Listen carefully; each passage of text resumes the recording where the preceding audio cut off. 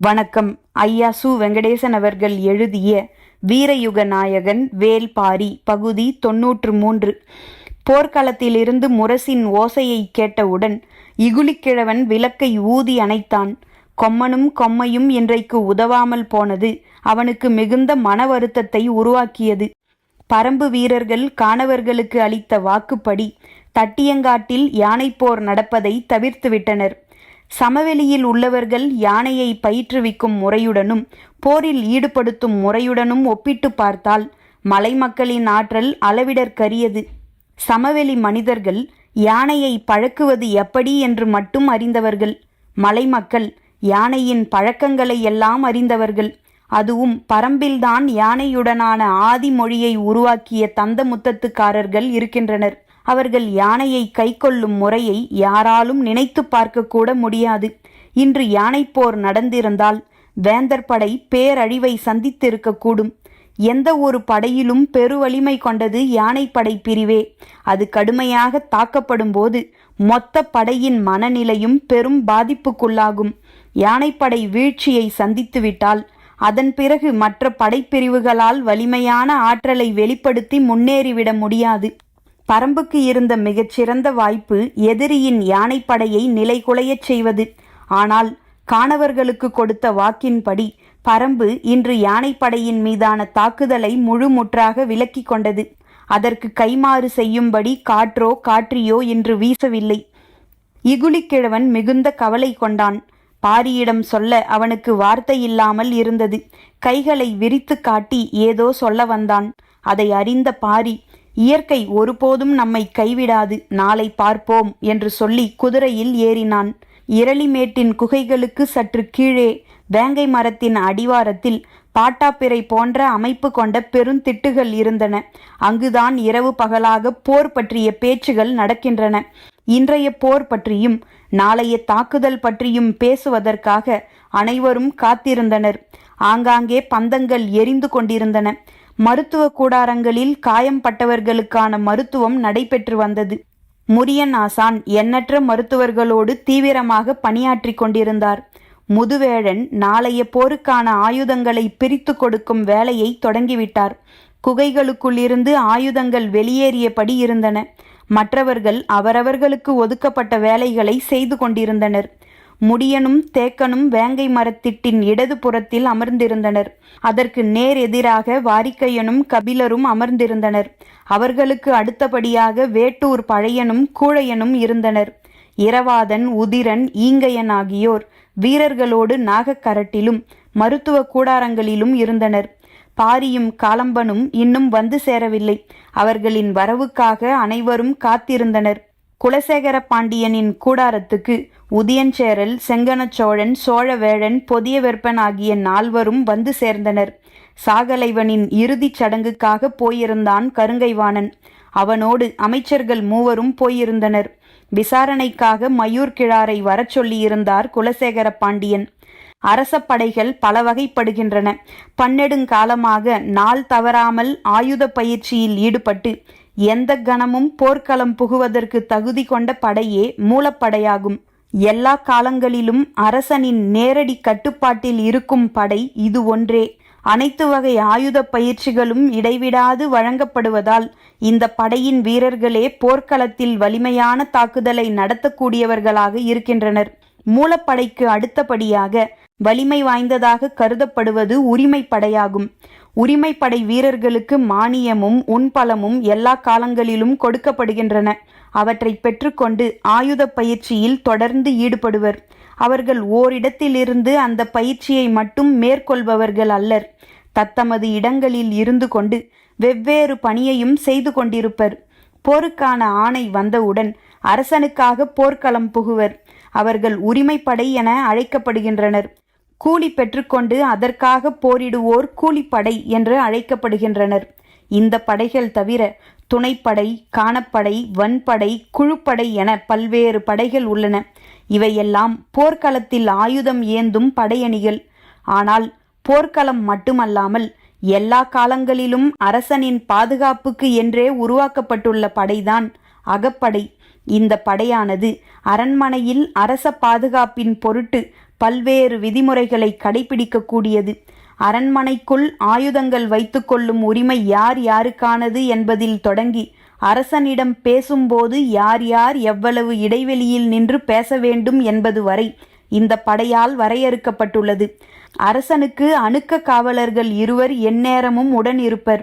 மெய்க்காவலர்கள் 6 அரசருக்கும் அடுத்தவருக்கும் இடைநிலையில் குறுக்கிடாத தன்மையில் இருப்பர். ஆபத்துதவிகள் 20 அரசர் இருக்கும் அவைக்குள் இருப்பர். இவையெல்லாம் அரங்குக்குள் மட்டும் இருக்கும் ஏற்பாடு. இந்த வடிவங்கள் மூவேந்தர்களின் அரண்மனைகளில் ஒரு சில மாறுபாடுகளை கொண்டிருக்கும். பாண்டியனின் மெய்க்காப்பாளர்கள் ஆபத்துதவிகள் என்றும், சோழனின் மெய்க்காப்பாளர்கள் வேலப்படையினர் என்றும், சேரனின் மெய்க்காப்பாளர்கள் காக்கு வீரர்கள் என்றும் அழைக்கப்படுகின்றனர். இதுபோல பெயர் மாறுபாடுகள் இருக்குமே தவிர அகப்படையின் அடிப்படை பணிகளில் மாறுபாடு ஏதும் இருக்காது. மூஞ்சல் உருவாக்கப்பட்டவுடன் அந்த நகருக்கென தனித்த பாதுகாப்பு ஏற்பாடுகள் தேவைப்பட்டன. கடல் போல் பறந்து கிடக்கும் படை வீரர்களுக்கு நடுவில் பெருவேந்தர்கள் 3 தங்கியுள்ளனர். எனவே மிகுந்த கட்டுப்பாடுகளை வகுக்க வேண்டியிருந்தது. அமைச்சர்கள் 3 பேசி மூஞ்சலுக்கான அகப்படை ஒன்றை உருவாக்கினர். 5 நிலைப்பிரிவுகளை கொண்ட அகப்படையின் கட்டுப்பாட்டில்தான் மூஞ்சல் இப்போது இருக்கிறது. போர் தொடங்கிய பிறகு அரச விதிகள் இரும்பாலான கையுறைகளை மாட்டிக்கொள்கின்றன. எளிதில் யாருக்கும் அது இரக்கம் காட்டுவதில்லை. மூஞ்சலின் அரண்களை காத்து நிற்பது முதல் நிலைப்படை. மூஞ்சலின் விதிகளை காப்பது 2ஆம் நிலைப்படை. மூஞ்சலுக்குள் இருக்கும் தனித்தனி கூடாரங்களை பாதுகாப்பது 3ஆம் நிலைப்படை. அரசர்களை சுற்றி நிற்கும் மெய்க்காவலர்கள் 4ஆம் நிலைப்படை. அணுக்க காவலர்கள் 5ஆம் நிலைப்படை. வரவழைக்கப்பட்ட மயூர் கிழார் முதல் 3 நிலைகளில் உள்ள காவலர்களை கடந்து கூடாரத்துக்குள் நுழைவதே பெரும் பாடாகிப் போனது. பேரரசர்கள் 3 அரச குடும்பத்தினர்களான சோழவேழன், பொதியவெற்பன் மற்றும் மகா சாமந்தனான கருங்கைவாணன் ஆகிய 6 மட்டுமே மூஞ்சலுக்குள் எந்நேரமும் நுழையக்கூடியவர்கள். இவர்களில் மூவேந்தர்கள் மட்டுமே எந்தவித ஆயுதமும் வைத்துக்கொள்ளும் உரிமை கொண்டவர்கள். சோழவேழன், பொதியவெற்பன் இருவரும் இடையிலக்க கருவிகளையோ அணுக்க கருவிகளையோ வைத்துக் கொள்ளக்கூடாது. ஈர்வாளையும் உடைவாளையும் வைத்துக் கொள்ளலாம். மெய்க்கவசம் பூணலாம். ஆனால் கருங்கைவாணன் மெய்க்கவசம் பூணக்கூடாது. குருவால் மட்டும் வைத்து கொள்ளலாம். இவற்றை தவிர மூஞ்சலுக்குள் வர அனுமதிக்கப்பட்டவர்களுக்கு தனித்ததோர் அடையாள வில்லை கொடுக்கப்பட்டிருந்தது. அது வைத்திருப்பவர்கள் விசாரணையின்றி உள்ளே அனுமதிக்கப்படுகின்றனர். வில்லைகளின்றி அழைக்கப்பட்டு உள்ளே வரும் யாரும் முழுமையான சோதனைக்கு பிறகே பேரரசர்களின் கூடாரங்களுக்குள் அனுமதிக்கப்படுகின்றனர். உடல் அசைவற்ற மொழியில் பேச அனுமதிக்கப்படும் அவர்கள் ஒரு கணத்தில் மெய்க்காவலர்களால் வாள் கொண்டு தலை சீவப்படும் இடைவெளியில்தான் நிற்க வைக்கப்படுகின்றனர். இப்போது அவ்விடம் நிறுத்தப்பட்டார் மயூர் கிழார். பாண்டிய பேரரசின் அரண்மனைக்குள் நுழையும் போது கூட அவர் இவ்வளவு நெருக்கடியான சோதனையை சந்தித்ததில்லை. ஆனால் மூவேந்தர்கள் ஒன்றாக உள்ள இடம் ஆதலால் கடும் சோதனைக்குள்ளானார். இந்த இடத்தில் மூஞ்சல் அமைக்கலாம் என்று சொன்னவரே அவர்தான். ஆனால் அவரிடம் நீதானே இந்த இடம் பற்றி சொன்னாய் என பேரரசர் கேட்டால் அவர் சட்டென தலையசைத்துவிடக் கூடாது. அவர் பேச வேண்டிய முறை பற்றி அவருக்கு சொல்லிக் கொடுக்கப்பட்டுள்ளது. ஐயத்துக்கிடமான அசைவுகள் எந்த விளைவையும் ஏற்படுத்தக்கூடும். அவருக்கு பின்னால் நிற்கும் மெய்க்காவலர்களின் வாள் நீளத்தையும் சேர்த்தே அவரிடம் சொல்லி அனுப்பியுள்ளனர். மூஞ்சலுக்கு வரச் சொல்லி அழைப்பு வந்தபோதே மயூர் கிழாருக்கு பதற்றமானது. முதல் நாள் போரில் வேந்தர்கள் தரப்பில் பேரிழப்பு நேர்ந்திருக்கிறது. போர் நிலத்தை பற்றி முழுமையான செய்திகள் தெரியாததால்தான் இழப்புகள் அதிகமாகி இருக்கின்றன என்று பேசிக்கொள்கிறார்கள். உள்ளுக்குள் சற்றே அச்சத்துடன் வந்தார் மயூர் கிழார். உண்மையில் தட்டியங்காட்டை பற்றி வெங்கல் நாட்டு மக்கள் யாருக்கும் எதுவும் தெரியாது. அந்த பாழ் நிலத்தில் போர்க்களத்தை தீர்மானித்ததே பெருந்தவறு. இதை எப்படி வேந்தர்களிடம் சொல்ல முடியும் என்ற குழப்பத்தோடு வந்தவருக்கு அகப்படையினரின் கெடுபிடிகள் மேலும் பதற்றத்தை உருவாக்கின. பேரரசர்கள் இருந்த அவையை பணிந்து வணங்கி தலை தாழ்த்தியபடி நின்றார் மயூர் கிழார். இன்று பாரி போர்க்களம் புகுந்தானா எனக் கேட்டார் குலசேகர பாண்டியன். கேள்வி மயூர் கிழாரை சற்றே இளைப்பாறச் செய்தது. அவர் அஞ்சியது போன்ற கேள்விகள் கேட்கப்படவில்லை. சிக்கல் இல்லாத கேள்வியைத்தான் அவர் எதிர்கொள்ள வேண்டியிருந்தது. எனவே தெளிவான குரலில் சொன்னார், பாரி வரவில்லை பேரரசே. அவன் எங்கு இருந்தான்? நாகக்கரட்டின் மேல்தான் இருந்திருக்க வேண்டும். அங்கிருந்துதான் கொம்போசைகள் எழுப்பப்பட்டு தாக்குதலுக்கு வழிகாட்டப்பட்டது. அவன் எப்போது போர்க்களம் புக வாய்ப்பிருக்கிறது? குடி ஆசானும் குடிமுடியனும் இருக்கும் வரை பரம்பின் குடித்தலைவன் தனது மண்ணை விட்டு வெளியேறி வரமாட்டான். குடி ஆசான் யார்? தளபதி சாகலைவனை கொன்றவன். இன்று போர்க்களத்தில் ஈட்டி எறிந்து யானையை வீழ்த்தியது குடிமுடியன்தான் என்றான் உதியஞ்சேரல். அப்போது கருங்கைவாணன் உள்ளே வந்தான். அவனோடு தளபதிகள் 4 வந்தனர். பேரரசர்களை வணங்கிவிட்டு இருக்கையில் அமர்ந்தான் கருங்கைவாணன். தளபதிகள் 4 எதிர்ப்புறமாக நின்றனர். மெய்க்கவசங்களோ ஆயுதங்களோ அவர்களிடம் இல்லை. போர்க்களத்தில் ஏற்படும் மரணங்களை அவையில் பேசக்கூடாது. நடந்த தாக்குதலை பற்றியும் நடக்க வேண்டிய தாக்குதலை பற்றியும் தான் பேச வேண்டும். எனவே சாகலைவனின் மரணத்தை பற்றிய பேச்சு அவையில் எழவில்லை. அவர்கள் ஏன் யானைப்போருக்கு வர மறுத்தார்கள் எனக் கேட்டார் குலசேகர பாண்டியன். தெரியவில்லை பேரரசே. யானைப்போரில் நாம் அவர்களை வீழ்த்துவது கடினம். எனவே அவர்கள் வர மறுத்தது நல்ல செய்திதான் என்றார் மயூர்கிழார். சாகலைவனின் இறுதிச் சடங்கை நடத்திய வெறியோடு வந்து உட்கார்ந்த கருங்கைவாணனுக்கு மயூர்கிழாரின் கூற்று மேலும் வெறியூட்டியது. வீற்றிருந்த 5 அவரின் பதில் அதிர்ச்சியை கொடுத்தது. நம்மிடம் இருப்பதில் 10ல் 1 பங்கு யானைகள் கூட பரம்பின் தரப்பில் இருக்காது என்பதை நீங்கள் அறிவீர்களா எனக் கேட்டான் அருகில் நின்றிருந்த யானைப்படை தளபதி உச்சங்காரி. எண்ணிக்கையில் என்ன இருக்கிறது தளபதியாரே என்று சொல்லி நிறுத்தி கொண்டார் மயூர்கிழார். மேலும் சினமூட்டும் பதிலாக இருந்தது அது. அவர்களிடம் இருந்தாலும் நம்மிடம் இருந்தாலும் யானைகள் யானைகள் தானே எனக் கேட்டார் சோழவேழன். இதற்கு என்ன பதில் சொல்வது என மயூர்கிழாருக்கு தெரியும். ஆனால் எப்படி சொல்வது என்பதுதான் விளங்கவில்லை. சற்றே அமைதியாக இருந்தார். ஏன் அமைதியாக நிற்கிறீர்? நம்முடைய குதிரைகள் ஏன் ஓட முடியாமல் தேங்கி நின்றன? அவர்களின் குதிரைகள் எப்படி நாள் முழுவதும் ஓடின? இருவரிடமும் இருந்தவை குதிரைகள்தானே. கூர் மணல் குத்தி கிழிக்க முடியாதபடி அவர்களின் குதிரைகளுக்கு குளம்பு குரடு அமைக்கப்பட்டிருக்கிறது. நம் குதிரைகளின் குளம்பு குரடுகள் அதற்கு ஏற்ற வடிவில் இல்லை. எனவே நம் குதிரைகள் தொடர்ந்து ஓட முடியாமல் தேங்கிவிட்டன என்றான் குதிரைப்படை தளபதி உருமன்கொடி. நம் குதிரைகளுக்கும் அதே போன்று குளம்பு குரடுகள் இருந்திருந்தாலும் நாள் முழுவதும் நிற்காமல் ஓடிக்கொண்டே இருந்திருக்குமா? எதிர்பாராத கேள்வியாக இருந்தது. பேரரசர்களுக்கு முன்னால் நடக்கும் உரையாடல் இது. எதிரியின் தரப்பில் சொல்லிக்கொள்ளும்படி எந்தவித இழப்பும் ஏற்படவில்லை. ஆனால் நம் தரப்பில் வாள்படை தளபதியை இழந்திருக்கிறோம். இந்த பின்னணியில் அவையில் பேசும் ஒவ்வொரு சொல்லையும் மிகுந்த கவனத்தோடு பேச வேண்டும் என்ற விழிப்போடு இருந்தனர் தளபதிகள் அனைவரும். மயூர்கிழாரின் கேள்விக்கு சட்டென விடை சொல்லிவிட முடியாத நிலை இருந்தது. அவையில் அமைதி நிலவியது. இவன் என்ன சொல்ல வருகிறான் என்று கூர்ந்து கவனித்தபடி இருந்தான் கருங்கைவாணன். தரையில் இருக்கும் குதிரைகளை விட மலையில் இருக்கும் குதிரைகளுக்கு ஆற்றல் அதிகம் எனச் சொல்ல வருகிறீரா எனக் கேட்டான் உருமன்கொடி. இல்லை, போர்க்குதிரை என்றாலும் ஆண் குதிரை சிறுநீர் கழிக்க வேண்டுமென்றால் நின்றுவிடும். அதனால்தான் எதிரிகள் ஆண் குதிரைகளை போரில் பயன்படுத்துவதில்லை. ஒரு கணம் உருமன்கொடி ஆடிப்போனான். இப்படி ஒரு காரணத்தை அவன் எதிர்பார்க்கவே இல்லை. ஆண் குதிரைகளின் ஆற்றல் உணர்ந்து அவற்றையே நாம் முன்கள படைகளில் பயன்படுத்துகிறோம்.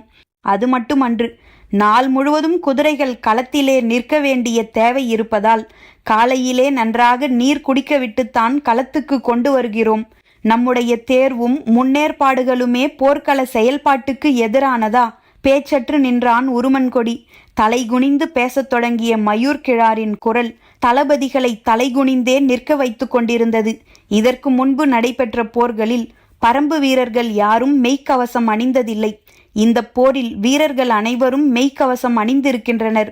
நாம் அணியும் இரும்பாலான மெய்க்கவசத்தை விட பல மடங்கு எடை குறைவானதாகவும் ஆயுதங்களால் எளிதில் உள்நுழைய முடியாததாகவும் இருக்கிறது. அது முன்கூட்டியே எப்படி இவ்வளவு ஏற்பாடுகளை செய்தார்கள் எனக் கேட்டான் உதியஞ்சேரல். நாம் அறிந்தவரை பரம்பு வீரர்கள் போர் என்று வந்தால் எதிரிகளை ஒரு பொருட்டாக மதித்ததே கிடையாது.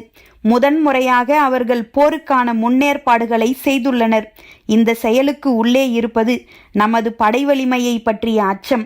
அந்த அச்சத்தை ஊதி பெருக்க வேண்டும். அவர்களின் வலிமையை பொருட்டாக நினைக்கக்கூடாது. அவர்களின் அச்சத்தை கையாள்வதை பற்றியே நாம் சிந்திக்க வேண்டும். மயூர்கிழாரின் சொற்கள் போர்க்களத்துக்கு தேவையான ஆயுதமாக இருப்பதாக கருங்கைவாணன் கருதினான். ஆனால் குலசேகர பாண்டியனின் எண்ணம் வேறாக இருந்தது. பரம்பை பற்றி நமக்கு முழுமையாக தெரிவிக்காமல் அவனது கூற்றின் முக்கியத்துவத்தின் வழியே நம்மை அவனது விருப்பத்தின் வடிவத்துக்குள் இழுக்கிறான் என அவருக்கு தோன்றியது. சரி, நீ போகலாம் என்றார். ஆழமானதோர் உரையாடலை சட்டென வெட்டி தள்ளுவது போல் இருந்தது குலசேகர பாண்டியனின் உத்தரவு. மயூர் கிழார் அவையை வணங்கி வெளியேறினார். பாரி வேங்கை மரத்திட்டுக்கு வந்ததும் பேச்சு தொடங்கியது. சற்றே சினத்தோடு இருந்தான் வேட்டூர் பழையன். யானை போரை தவிர்க்கும் வாக்கை நாம் காணவர்களுக்கு வழங்கியிருக்க கூடாது. எதிரிகள் ஆடுகளைப் போல யானைகளை கொண்டு வந்து நிறுத்தியிருந்தார்கள். நமது தாக்குதல் இன்று யானைப்படையில் இருந்திருக்குமேயானால் எதிரிகள் நிலை குலைந்திருப்பார்கள். நாம் மிகச்சிறந்த வாய்ப்பை தவற விட்டுவிட்டோம் என்றார். வேட்டூர் பழையனின் கவலை எல்லோருக்கும் புரிந்தது. இன்று எதிரிகளின் யானைப்படை தாக்கப்பட்டிருந்தால் அவர்களது படையின் கட்டுக்கோப்புகள் மொத்தமாக சீர்குலைந்திருக்கும். ஆனால் எதுவும் இன்று நடக்கவில்லை. காலை முதல் மாலை வரை பரம்பு வீரர்கள் கடுமையாக போரிட்டாலும் முன்புற படையணியின் ஒரு பகுதியை மட்டும்தான் அழித்தொழிக்க முடிந்தது. இந்த எண்ணத்தின் வெளிப்பாடாகத்தான் வேட்டூர் பழையனின் சொல் இருந்தது. வாக்களிக்கப்பட்ட பிறகு நமக்கு கிடைக்கும் நன்மையை கருதி அளிக்கப்பட்ட வாக்குக்காக வருத்தப்படுதல் கோழைத்தனமல்லவா எனக் கேட்டான் பாரி. எனக்கு புரிகிறது. ஆனால் மூவேந்தர்களின் பெரும் படைக்கு எதிராக போர்க்களத்தில் நின்று கொண்டிருக்கும் நமக்கு நாமே சிக்கல்களை உருவாக்கிக் கொள்வது எந்த வகையில் அறிவார்ந்த செயல்? அறிவு என்பது ஆசை கொண்டு அளக்கப்படுவதல்ல. வெற்றியின் மீது ஆசை கொண்டு அளிக்கப்பட்ட வாக்கை அளக்க முயல்கிறீர். இல்லை பாரி, நான் வெறும் ஆசையின் பொருட்டு இதை கூறவில்லை.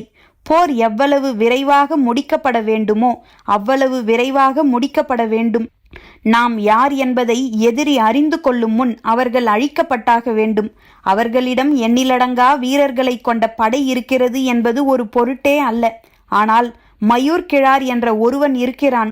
அவனை நாம் குறைத்து மதிப்பிட்டு விடக்கூடாது. அவன் சொன்ன குறிப்பை வைத்தே மயிலாவுக்கான நிறைசூல் விழாவை அறிந்து எதிரிகள் தாக்குதல் தொடுத்துள்ளனர். நம் மீது எப்போதெல்லாம் எதிரிக்கு அச்சம் ஏற்படுகிறதோ அப்போதெல்லாம் அந்த அச்சத்தை அவனால் கலைக்க முடியும். எனது கவலை அவன் பொருட்டுதான். அவை சற்றே அமைதி கொண்டது. சிறிது நேரத்துக்கு பிறகு பாரி கேட்டான், அவனுக்கு தட்டியங்காட்டு நிலம் பற்றி தெரியுமா? எனக்கே தெரியாதே, அவனுக்கு எப்படி தெரியும்? அவன் காணவர்களை அறிவானா? வாய்ப்பில்லை. காற்றையும் காற்றியையும் பற்றி தெரியுமா? தெரிந்திருக்காது. மெய்க்கவசத்தையும் மூவிலை வேலினையும் அறிவானா? அறியமாட்டான். பிறகு ஏன் அவன் குறித்து இவ்வளவு கவலை கொள்கிறீர்கள்? இவை எல்லாவற்றையும் அவன் அறியவில்லை என்பது பெரிதன்று. ஆனால் அவன் அறிந்து வைத்திருப்பது இவை எல்லாவற்றையும் விட முக்கியமானது. அப்படி எதை அவன் அறிந்திருக்கிறான் என வேகமாக கேட்டான் தேக்கன். அவன் பாரியை அறிவான். யாரும் எதிர்பாராததாக இருந்தது. பரம்பின் மரபுகளை அறிவான். இங்கு உள்ள குடிகளின் வீரத்தை அறிவான். ஆனால் இவை எல்லாவற்றையும் விட முக்கியமானது, எதிரியின் கூடாரத்தில் பாரியை அறிந்தவன் அவன் ஒருவனே. அவன் பொருட்டு நாம் பதற்றப்பட வேண்டாம். அவன் போர்க்களம் புகும் நாளுக்காக காத்திருப்போம் என்றான் முடியன். அப்போதுதான் இரவாதனும் உதிரனும் ஈங்கையனும் வந்து சேர்ந்தனர். மயூர் கிழாரோடு தளபதிகள் 4 அவை விட்டு வெளியேறினர். பேரரசர்களோடு தலைமை தளபதி கருங்கைவாணன் மட்டுமே அவையில் இருந்தான். சோழவேளன் சொன்னார், மயூர் கிழார் பரம்பினை பற்றிய எல்லா செய்திகளையும் துல்லியமாக கூறுகிறார். இல்லை, வெங்கல் நாட்டுக்கு கொடுத்திருக்கும் ஒரே வேலை எதிரிகளை பற்றி செய்தி சேகரிப்பதுதான். ஆனால் இவனுக்கு ஒத்துழைக்காத 6 ஊர்கள் வெங்கல் நாட்டில் உண்டு. உண்மையில் அந்த இடத்தில்தான் இவனால் அதிக செய்தியை சேகரிக்க முடியும். இது அவனுக்கு தெரியவில்லை என்றார் குலசேகர பாண்டியன். இவன் போர்க்களத்துக்குள்ளே வைத்து பயன்படுத்தப்பட வேண்டிய ஆள். இவனை வெளியில் வைப்பதால் நமக்குத்தான் இழப்பு என கருதுகிறேன் என்றான் பொதியவெற்பன். அவன்தான் நமக்கான தூண்டில் புழு. அந்த புழுவை கடிக்க பரம்பு தளபதிகள் காத்திருப்பர். பொருத்தமான நேரத்தில் போர்க்களத்துக்குள் இவனை இறக்கலாம் என்றார் குலசேகர பாண்டியன். பேரரசர்களுக்கிடையேயான உரையாடலை கவனித்தபடி இருந்தான் கருங்கைவாணன். ஒரு தளபதி, 2 சேனை வரையர்கள், 35 சேனை முதலிகள் இன்று கொல்லப்பட்டிருக்கின்றனர். ஆனால் இந்த மரணங்கள் எவையும் இந்த அவைக்கு ஒரு பொருட்டே அல்ல. அதுதான் பேரரசர்களின் படைபலம். அந்த மாபெரும் படைப்பிரிவுகளுக்கான அடுத்த நாள் திட்டமிடல் என்ன என்பதை பற்றி விளக்கினான் கருங்கைவாணன். அவையில் உள்ளோர் திட்டத்தை முழுமையாக கேட்டனர். யாருக்கும் மறுப்பு சொல் இல்லை. கேட்கப்பட்டவை ஏற்கப்பட்டவையாகின. அவை கலையும் முன் குலசேகர பாண்டியன் சொன்னார், நாளைய போரில் வால்படை தளபதியாக சூளக்கையன் செயல்படுவான். சரியென அனைவரும் ஏற்றுக்கொண்டனர். கொல்லப்பட்ட சாகலைவன் பாண்டிய நாட்டைச் சேர்ந்தவன். அவனுக்கு பதில் வேறொரு தளபதியை பாண்டிய வேந்தர் சொல்லுதலே முறை. அவ்வாறே செய்தார். முடியன் சொன்னான், நாளை அவர்கள் குதிரைகளை முன் பாய்ச்சலில் ஈடுபடுத்த மாட்டார்கள். நின்ற இடத்திலே குதிரைப்படை நின்று கொள்ளும். அவர்கள் அப்படி செய்தால் நம்மால் நெடுந்தொலைவு உட்புகுந்து செல்ல முடியாது. நமது தரப்பில் இழப்பு அதிகமாகும், பயனும் இருக்காது என்றான் வேட்டூர் பழையன். அது மட்டுமன்று, காற்றும் காற்றியும் வீசினாலும் குதிரைப்படையின் வலிமையை குறைக்காமல் நம்மால் மூஞ்சலை நெருங்க முடியாது என்றான் தேக்கன். வேறு என்னதான் வழி என்ற சிந்தனையில் அவை மூழ்கியது. எதிரிகள் தங்களின் படையை 3 நிலைகளில் வைத்துள்ளனர். அவற்றில் முதல் நிலையில் நிற்கும் படையில் பாதி குதிரைகளைத்தான் இன்று வீழ்த்த முடிந்தது. ஈக்கி மணலால் குழம்பு கிழிப்பட்ட குதிரைகள் மீண்டும் போர்க்களம் புக 1 மாதம் ஆகும். அப்போதும் அவை துணிந்து தாவி விடாது. ஆனால் மீதமுள்ள குதிரைகளை விலக்கி உட்புகுந்து செல்வது எளிய செயலன்று. சரியான உத்தியால் மட்டுமே அதை செய்ய முடியும். நீண்ட நேர சிந்தனைக்கு பிறகு தேக்கன் சொன்னான், ஓங்கலத்தை பயன்படுத்துதல் ஒன்றே வழி. சட்டென முடியனை பார்த்தான் இரவாதன். அவனது பார்வையில் மகிழ்ச்சி மின்னியது. அது முறையா? போர் விதி அதை அனுமதிக்குமா எனக் கேட்டான் முடியன். கபிலர் நிலைமான் கோல் சொல்லியாக இருக்கும்போது நாம் எப்படி போர் விதியை மீறுவோம்? ஓங்கலத்தை பயன்படுத்துதலில் தவறேதும் இல்லை என்றார் வாரிக்கையன். பேச்சினூடே தான் ஏன் உள்ளிழுக்கப்பட்டோம் என்பது கபிலருக்கு விளங்கவில்லை. ஆனால் வாரிக்கையனின் பேச்சில் ஏதோ ஒரு முடிச்சு இருப்பது மட்டும் புரிந்தது. இன்றைய தாக்குதலில் எதிரியின் எல்லா தந்திரங்களையும் அறிந்துவிட்டோம். ஆனால் அறிய முடியாததாக ஒன்று இருக்கிறதே எனக் கேட்டார் உதியஞ்சேரல். என்ன என்றார் குலசேகர பாண்டியன். எதிரிகள் யானைப்போரில் மிக வல்லவர்கள் என்றால் அதை ஏன் அவர்கள் தவிர்த்தார்கள்? தெரியவில்லை. ஆனால் அதை நாம் சாதகமாக்கிக் கொள்வோம். இனி போர்க்களத்தில் யானைகளுக்கு வேலை இல்லை. எக்கணமும் நமது யானைப்படை பரம்புக்குள் நுழையலாம். அது எக்கணம் என்பதை பொருத்தமான நேரத்தில் முடிவு செய்வோம். அவர்கள் நமக்காக ஏற்படுத்தி கொடுத்துள்ள வாய்ப்பு இது என்றார் குலசேகர பாண்டியன். மிகச் சரியான சிந்தனை என அனைவருக்கும் தோன்றியது. பேச்சு முடிந்த சிறிது நேரத்தில் அவை கலைந்தது. வேந்தர்கள் தத்தமது கூடாரங்களை நோக்கி போனார்கள். பாண்டிய பேரரசரை சுற்றி ஆபத்துதவிகள் நடந்தார்கள். சோழனை சுற்றி வேலப்படையினர் சென்றனர். சேரனை காக்கு வீரர்கள் அழைத்துச் சென்றனர். மேற்கு மலையின் சரிவில் மின்னல் வெட்டி இறங்கியது. செங்கணச்சோழன் ஊன்றுகோலை ஊன்றியபடி மெல்ல நடந்து கூடாரத்துக்கு போனான். அவன் வருகைக்காக கூடாரத்துக்குள் காத்திருந்தான் சோழர்களின் ஒற்றற்படை தளபதி. மூஞ்சலுக்குள் நுழைய சிறப்பு வில்லைகள் கொடுக்கப்பட்டது ஒற்றற்படை தளபதிகளுக்கு மட்டும்தான். அவர்கள் எந்த நேரமும் வரலாம். இந்த இரவு வேளையில் தனது வரவுக்காக காத்திருப்பதில் இருந்தே அதன் முக்கியத்துவத்தை உணர முடிந்தது. என்ன செய்தி எனக் கேட்டான் செங்கணச்சோழன். பேரரசனை வணங்கிவிட்டு சொன்னான், கரும்பாக்குடி தலைவன் ஈங்கையன் பாரியின் படையில் பங்கேற்று போர் புரிகிறான் என்றான் ஒற்றற்படை தளபதி. செங்கணச்சோழனுக்கு அவன் சொல்ல வருவது புரியவில்லை. என்ன சொல்கிறாய்? விளங்கும்படி சொல். தங்களுக்கு பேரரசர் பட்டம் சூட்டும் வேளையில் கரும்பாக்குடியினரின் மீது மீண்டும் ஒரு தாக்குதல் நடத்தப்பட்டது. கரும்பாக்குடியினர் ஈங்கையனின் தலைமையில் மிக கடுமையான எதிர்த்தாக்குதலை நடத்தினர். இறுதியில் அவர்களை வீழ்த்தினார் நம் தளபதி உரையன். வீழ்த்தப்பட்ட ஈங்கையன் உள்ளிட்ட அவன் தோழர்களை கப்பல் அடிமைகளாக விற்றார். ஆனால் அந்த ஈங்கையன் இன்று பரம்பின் படையில் தளபதிகளில் ஒருவனாய் நின்று போர் புரிகிறான். வியப்பு நீங்காமல் ஒற்றற்படை தளபதியை பார்த்தான் செங்கணச்சோழன். நீ சொல்வது உறுதியான செய்திதானா? உறுதியான செய்திதான் பேரரசே. நம்மவர்கள் நேரில் பார்த்துள்ளனர். சரி, மற்றவர்களுக்கு தெரிய வேண்டாம் என்று சொல்லி அவனை அனுப்பி வைத்தான். குலசேகர பாண்டியன் கூடாரத்துக்குள் நுழைந்த போது அங்கேயும் ஒருவன் இருந்தான். பேரரசரை வணங்கிவிட்டு சொன்னான், எதிரிகள் தரப்பில் இன்றைய போரில் பங்கெடுத்தவர்களை மதிப்பிட்டோம். நமது படையோடு ஒப்பிட்டால் அவர்களின் படை 20ல் 1 பங்குதான் இருக்கும். இன்றைய போரில் இறந்தவர்களை மதிப்பிட்டோம். நமது தரப்பில் இறந்தவர்களோடு ஒப்பிட்டால் எதிரிகளின் தரப்பில் இறந்தவர்களின் எண்ணிக்கை 20ல் 1 பங்கு கூட இருக்காது. அதற்கும் குறைவுதான். வேங்கை மரத்திட்டில் கூடியிருந்தவர்கள் பேச்சு முடிந்து கலைந்தனர். உறங்குவதற்காக 6வது குகையை நோக்கிப் போனான் பாரி. அவன் சென்ற சிறிது நேரத்தில் அந்த குகையை நோக்கி உதிரன் போனான். பாரி தங்கும் குகையை நாள்தோறும் தளபதி ஒருவன் காத்து நிற்க வேண்டும் என்பது முடியனின் உத்தரவு. பரம்பின் குரல் ஒலிக்கும்.